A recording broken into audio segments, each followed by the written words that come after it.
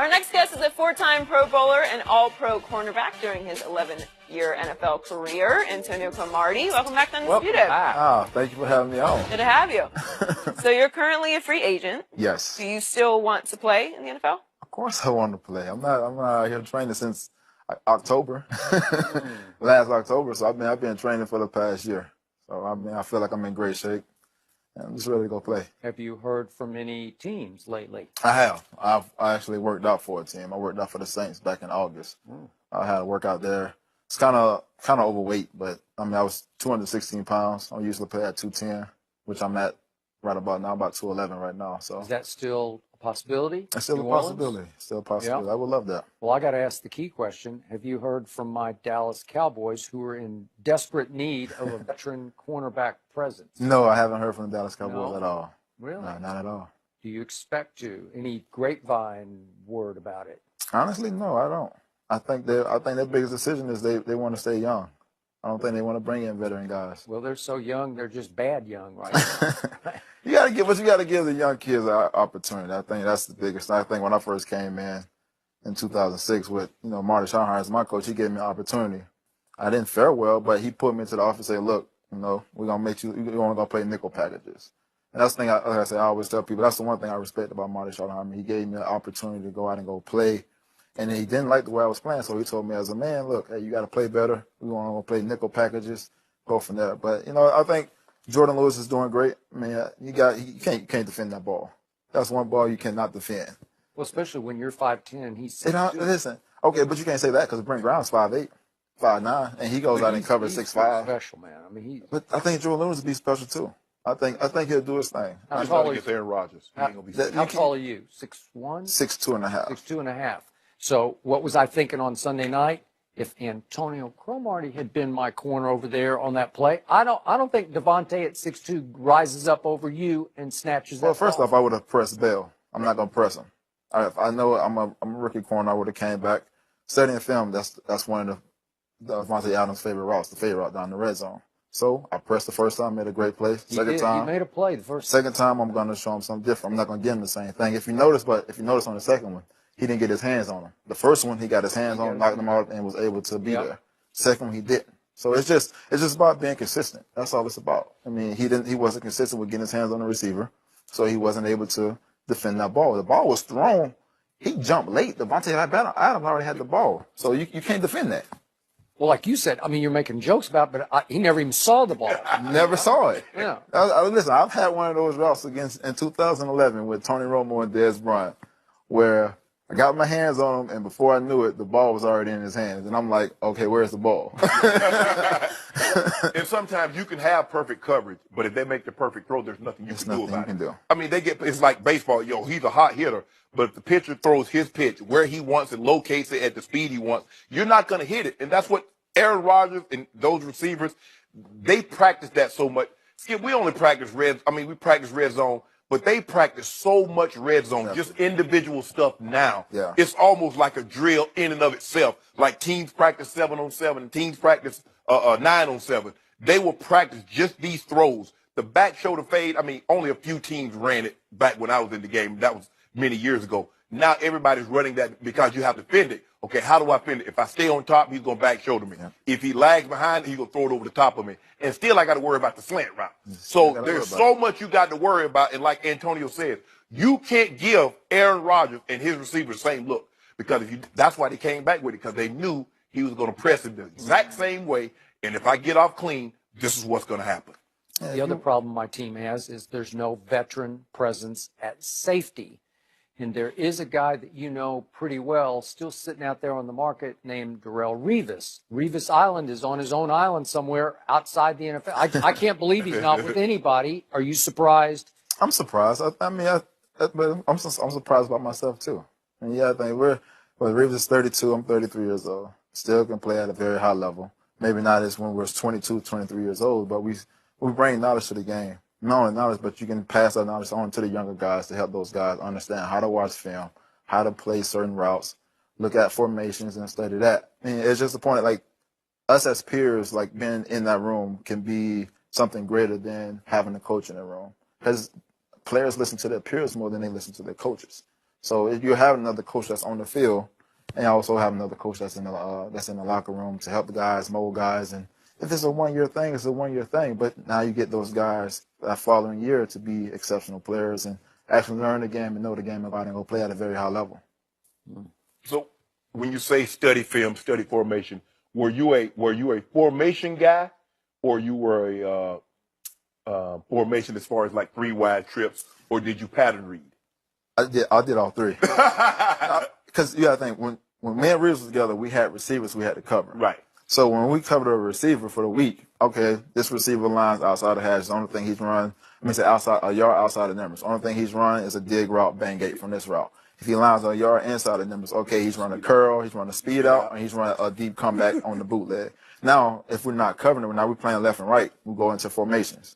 Okay, if you want to run twin pair slot, okay, we know exactly what you're going to do. Right. You're going to have the down tight end blocking, the other one's going to run a crossing route. You're going to have another crossing route coming to us with a deep post coming behind. So it's just little stuff like that, understanding the offenses and knowing where to go. You know where third down is going to be. You're playing against, you break it down to a standpoint of understanding who you're going to be or where the players are going to be. Offenses don't change much. The coordinators don't change. So if they go to another team, if you got a book on them, you keep that same book because it's not going to change. Tell Skip how you would defend Dez. How I defend Dez, I'll take all the inside routes away. I play them inside out because you're not gonna beat me deep. That's the one thing. You're not gonna beat me. So now you got to run crossing routes. You got to run digs, which is some of his favorite routes. Do they run the deep ball? They run the back shoulder fade out in the field? Yes, I want you to run that route because now I'm only gonna do it just back shoulder fade and play into it. So it's just a point of understanding like who your players and what they do best. Yeah, the problem with Dez, though, he hasn't just lost a step. I think he's lost 2 steps. I just don't see anything. I don't think sudden. so. I think what Dez is doing, he's playing into the system. You can't say a guy lost a step because he doesn't have the same numbers as he had the year before, the year after that. I think what it is guys are understanding like, look, okay, we're going to double Dez. If we're going to put our best corner on Dez, sometimes he's going to get a shot, sometimes not. I mean, you got to think some of the balls that was thrown to him wasn't always great balls. Some of the balls he should have caught, some of them wasn't that great. It happens. But I believe as the season goes on, everyone's going to see that Dez is still the same player. I hope so. But what we're seeing, Crow, is that when he goes up against those other boy dogs, Janoris Jenkins, Harris Jr. Talib, Pat Peterson, we don't see Tremaine Johnson. We don't see the Dez that we saw in 2014 when he commanded that big contract. See, when I look at Dez, I look at a guy that's not a technical runner. You don't see Dez run speed outs. No. You see Dez, now he will run the slant if you open up. But when I look at him, I don't see him running comebacks on the sideline. I don't see him running speed outs. He don't run the bang eight. He's an in cut guy. He's a slant guy. He's a back shoulder fade guy in the red zone. He's a big body guy, but he's not technically sound. So it makes him very easy to cover because you're like, I ain't even worried about that. I know you're not running speed eight. I know you're not running comeback, and you can't beat me deep. So back shoulder fade, slant, in cut. Okay, well now what? Okay, but you got to think, the guys that you name, what did they do best at the line? They press. Put hands on. Yeah. I think if you look at the receiving core, even when we played against when I was in Arizona, if you get your hands on the receiver, it's hard for them to get the timing and what they need on the field. So if I'm a D coordinator, I'm gonna tell my guys to press, stay patient. You know the routes that he's gonna run. Right. That's it. Learn the formations. If you learn the formation, you know exactly what this is gonna run at a certain spot in a certain amount in time of the game. It doesn't change. The coordinators are not gonna change what they do just because you go into another different week. So the last team you played for was the Indianapolis Colts. Yes. You got cut in just about a year ago in October. October 4th. October 4th, so we're right on schedule. And your wife then posted on Instagram that she thought it had something to do with the fact that as a team you were ordered not to kneel for the national anthem and that you violated that order and you did kneel and you paid for it. I kneeled twice that year. I didn't kneel the 9/11. When we played the game on 9/11, I didn't kneel. But I did come in and kneel. I think it was week 3 and 4 I did kneel. But like I said, I talked to my wife. I prayed about it. It was something that was near and dear to my heart because I got 6 young men, 6 young boys that's growing up that's black. And at the end of the day, like we got to understand, like when Colin started it, he sat down. And then when he met with a war veteran, and he said, I would rather for you take a knee to show Nate more. Warrior was the guy that I would rather for you to take a knee than sit down. I think you sitting down is more disrespectful than you taking a knee. And I think the message is getting lost in what we're kneeling for. Right. The kneeling is for police brutality, social and racial injustice. And it's just like we're losing that because of what the president said. Of what, it's like we're getting distracted from the real reason why we're kneeling. Right. And we're getting distracted from other things that's going on in the earth, like gun control, Puerto Rico, and everything else. Right. And we're making a big deal about this right here and about disrespecting the flag. What's disrespectful to a flag is when we come out every day for the national anthem, you're holding it horizontal and flat. That's disrespectful. And, to understand that, we have to talk to the guys that's taking the knee. Like, I took a knee and I felt like I was fired because I took a knee.